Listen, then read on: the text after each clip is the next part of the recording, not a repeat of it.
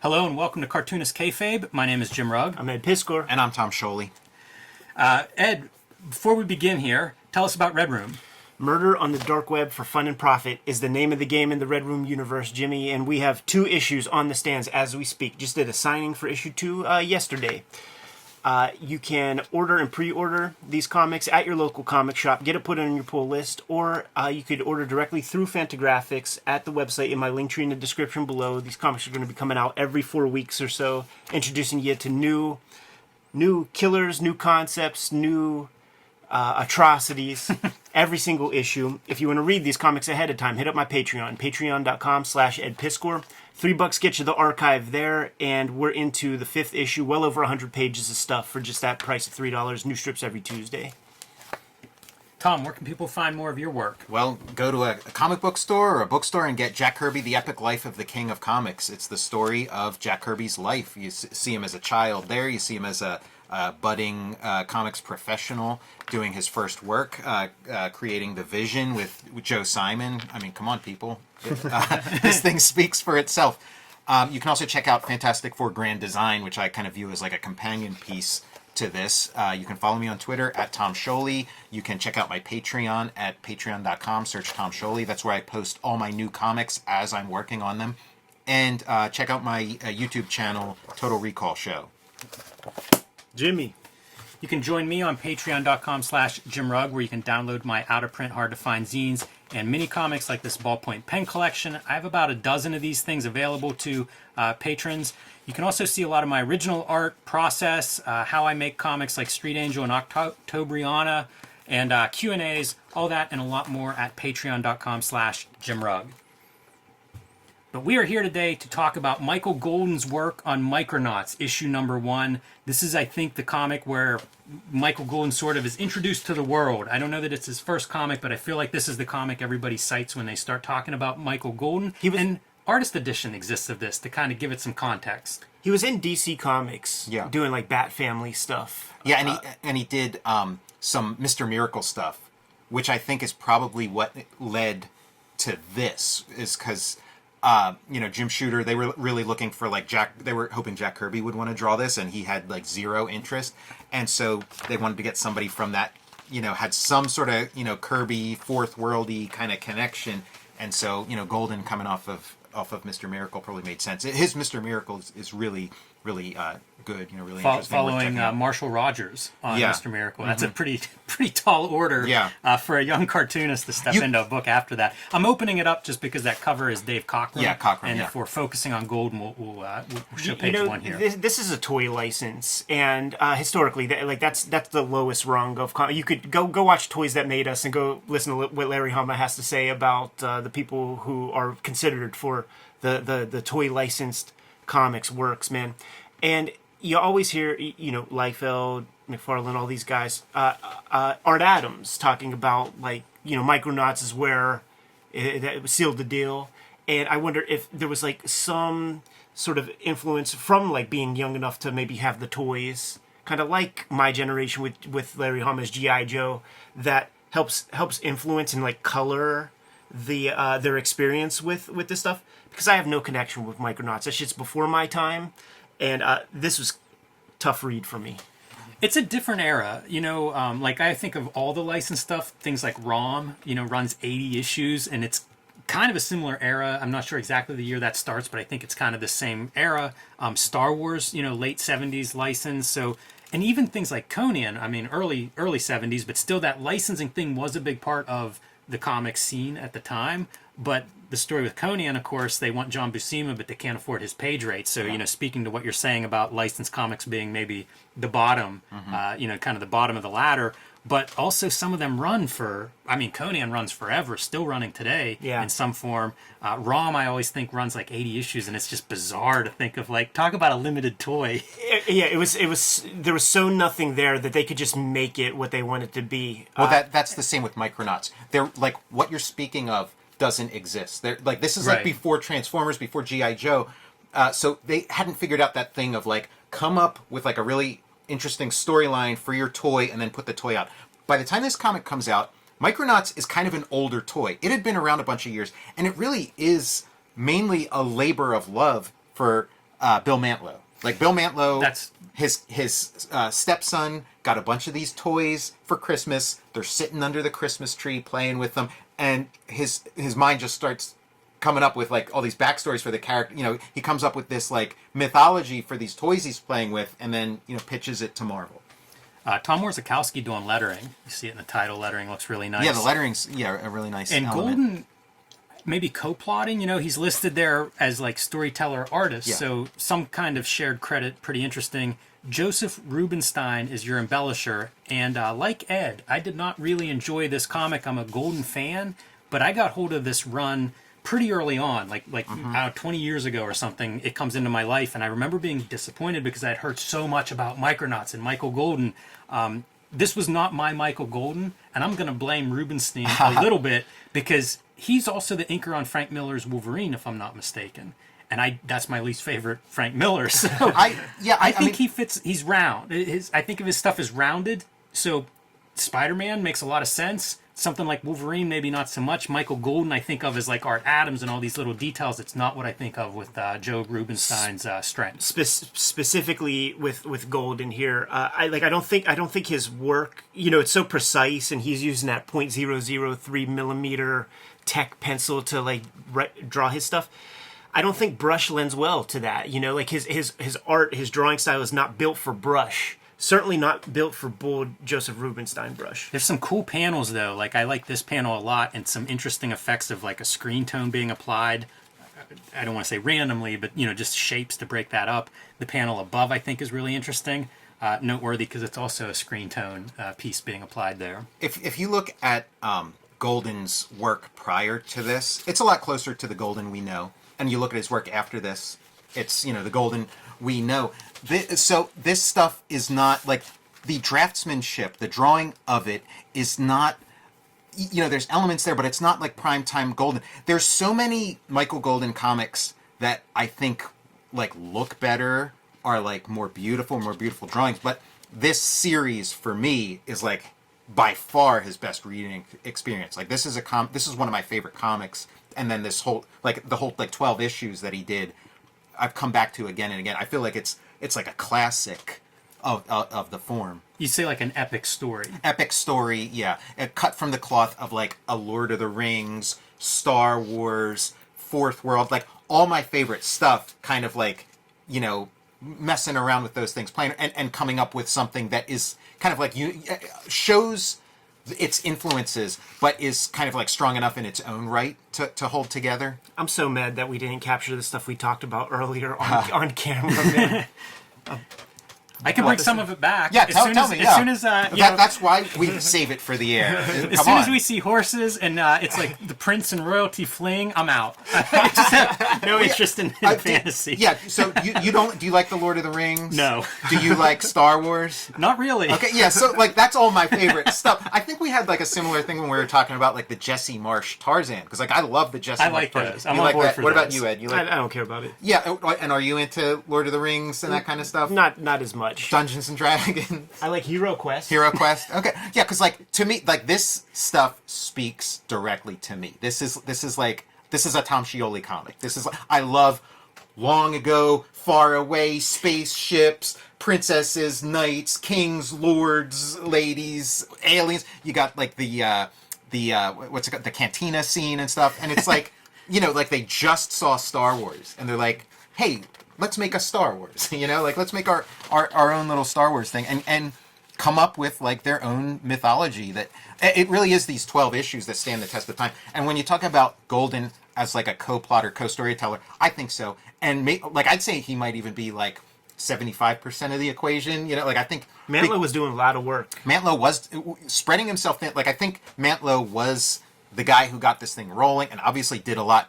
But as soon as Golden leaves the series, it just turns into complete shit. Like it's like it never recovers. Like there's a couple issues here and there where it starts to get some of the old glimmer, but these like first 12 issues are like a complete graphic novel that tells this amazing story, and then like it's running on fumes basically for the next, like I don't know, 100 issues, however long it ran. And the story is that like the ruling family gets, I don't know if a coup is the right word, a revolution of some sort, where this villain who promises immortality to everyone takes over this realm. Yeah, it's kind of, I think of it kind of like, the Russian Revolution or something. Like it's like, and like particularly like the Anastasia myth or whatever, like this idea of like this princess who has to like go into hiding, and then sort of come back and reclaim Poses her as a kingdom. robot dancer. Yeah, she pretends to get off the planet because she's not. If anybody finds out that she's the princess, or even just like finds out that she's like a woman, it might be like really hard for her to get off that planet. But she poses as a robot herself, a robot dancer. Panels like this remind me a lot of like the Gold and the G.I. Joe yearbook, where it feels like toys that he's making look super cool. Like That thing, I love those tires. Yeah, again, there's like great little flourishes. We see glimpses of Golden. I wonder, maybe Rubinstein's a contributor. Like I've seen some comments saying that like Golden wasn't a fan of Rubinstein. Yeah, so like maybe that's I've true. seen I don't those know. comments. But I also wonder like Golden talks about just like the deadlines for this. Like they were just busting his balls. He had to like turn this stuff out, and he needs time to do his thing. So that might be a contributor. It's also a big cast of characters. I always think like the team books are just heavier lifting for an artist. And I feel like these are like maybe his like character design kind of drawings. These are much closer to the Golden. Smart page, by the way. I like this Yeah. kind of stuff. Like, let's bring us up to speed real quick here with all the characters. Because when I got to this page, it's all gobbledygook. I don't know what I'm reading, so I relied on this page to tell me what the hell I just read. Yeah, I mean, to me, like I love being like introduced to this like new world with a bunch of crazy characters that I'm going to learn about. And There are guys who can do it. Yeah. You read Nausicaa. Miyazaki could do it. Mobius could do it. And you're saying Golden and Mantlo can't do it? Not as evidence with this. Yeah, I mean, I mean, I don't like, it's one of those things like. Lucas could do it. So Well, like, but that's the thing. A lot of the things you're saying are people said the same thing about Lucas when they saw it. It's just kind of like if you kind of like are exposed to it enough, or it hits you the right way, or maybe it's missing like an ingredient. I think that the smart piece of like the Lucas thing was relying on the Joseph Campbell, like the stories that we've all seen, like so we can make some sense of it. Like I said, like gobbledygook is the best way I could describe it, because you're just introduced, like Kirby could do it, and he's introducing new concepts and stuff, but still letting you know what the stakes are and stuff. See, this is like an interesting point to get into, because it's like if I don't like something, Yes. I can tell you exactly why. I can be like, I don't like it because of this, this, and this. If I like something and it really works for me, it's harder to describe, because it's just like, yeah, and especially to somebody who doesn't enjoy it, it's like, well, I love it. It's great. Why don't you love it too? And it's like, well, because of this, this, and this. And it's like, well, no, that stuff's fine. What are you talking? So it's and like,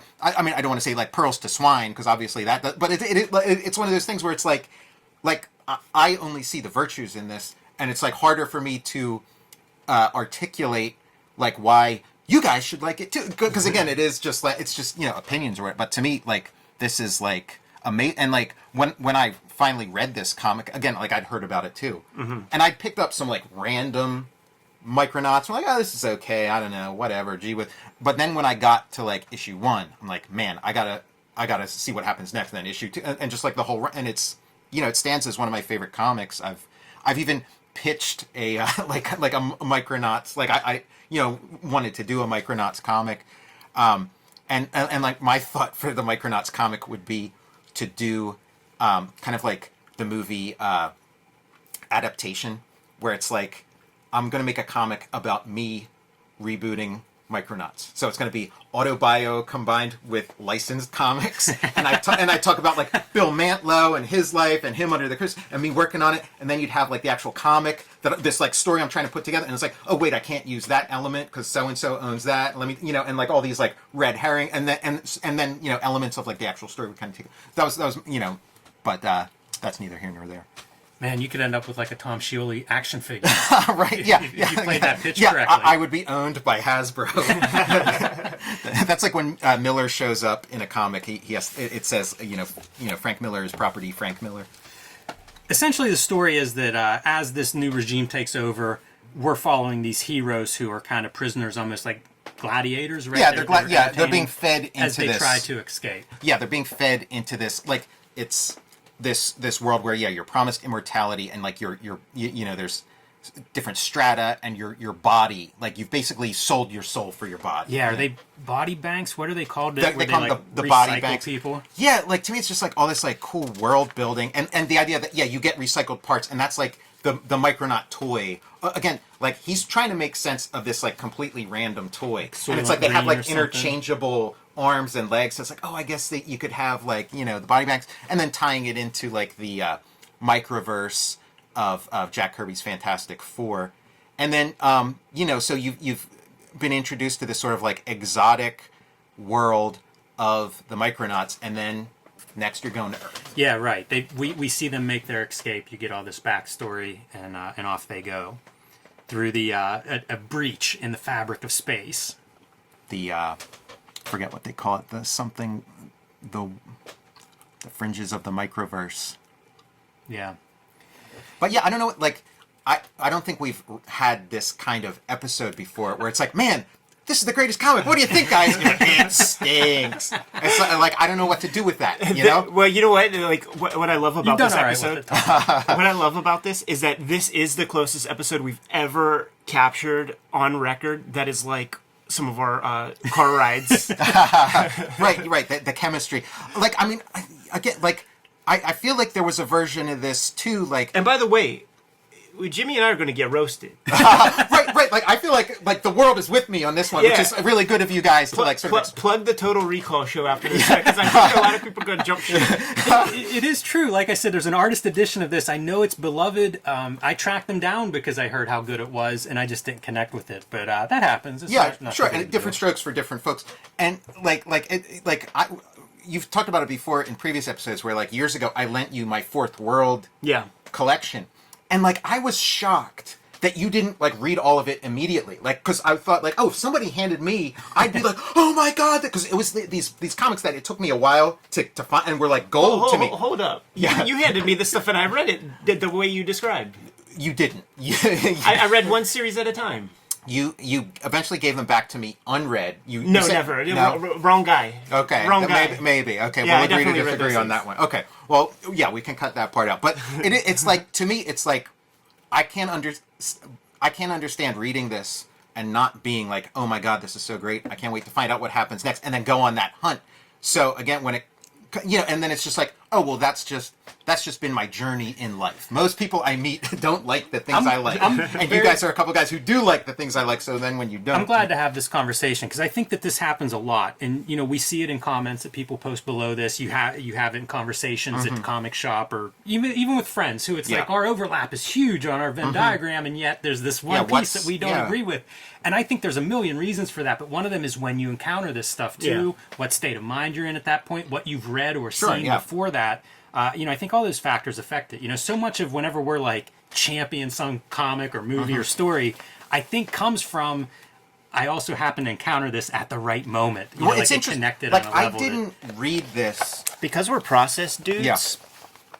Like, let's take a look at this balloon across R3 because it's fucked up on all of ours, but to varying degrees on each. Which balloon? This balloon here, and it's like got two passes, right? Like the ruler went over two times. It is really strange since this balloon is sharp as that's sharp on all three copies. And you see this fuss, like this like little piece of noise, that little splash. It makes me think it's something wrong with the exposure of the original art when they were making the black plate. Yeah. Very interesting. A shadow or something cast, and you can see it again here on the in word this space. caption. Yeah, it's interesting. To me, this is like one of those magical comics. Like, by the way, now I don't know which copy's whose. I don't know if I just 3-card Monty. I feel like people are at home watching it, be like, "No, the bottom was Tom's. You switched those comics out." But like to me, like I got a mint copy now. It's like the best Michael Golden comic isn't like the best drawn Michael Golden comic, or like the best. Like Superman, like the early Superman, the early Batmans. This like the not prime, like when those guys could really like get to draw something the way they draw. It doesn't have the magic that like this like sort of like raw version of of Golden's art like works for me in that way too. Like a really beautiful, like it's hard for a really beautiful comic to be a great comic. You know what I mean? Like when you talk about like it's not just like something that I'm like sort of looking at and admiring, but something that like speaks to my soul, like the Ninja Turtles or something. Like if they were, more drawn in a more accomplished way, they wouldn't have the magic they have, which is an interesting thing to chase as a creator, because I feel like that is where the magic is like, not to do like your most accomplished thing, right? But to like kind of like get like rock and roll. I always say the example of that is like some cartoonists that I really like, beautiful drawings, but I'm not reading the story. I keep stopping and just staring at the each image, each page turn.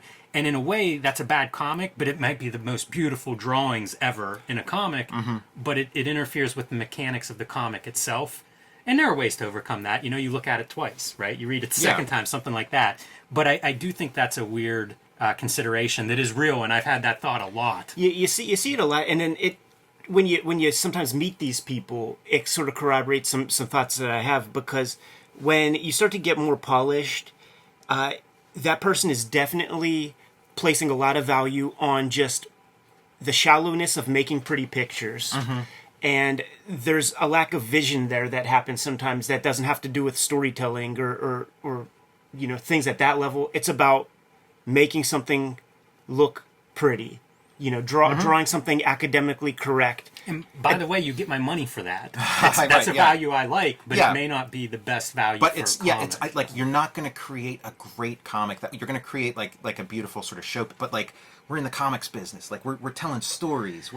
It's hard to resist as a creator. Yeah. Like I'll have those ideas or a page, and it's like, oh man, this is really like, a good panel or a good drawing. I lean into that. Yeah. I'm whether it's insecurity or a lack of discipline or whatever, like when that shows up on the drawing table, that's a good day for me. And it may not be my best comics page, but it might be my best drawing, in months. And it's just a weird consideration. I mean, that's why I feel like there are like sort of like artists and things like that. Like our values and the things that we naturally gravitate towards are different than what Absolutely. like everybody else is into. And if you just focus on the interests of like your peer group, and you want to have some kind of larger success, you're probably not going to have it if you don't kind of open up your mind to the way the rest of the world's like seeing these things. Very true. I'm going to go out on the limb, Phyllis.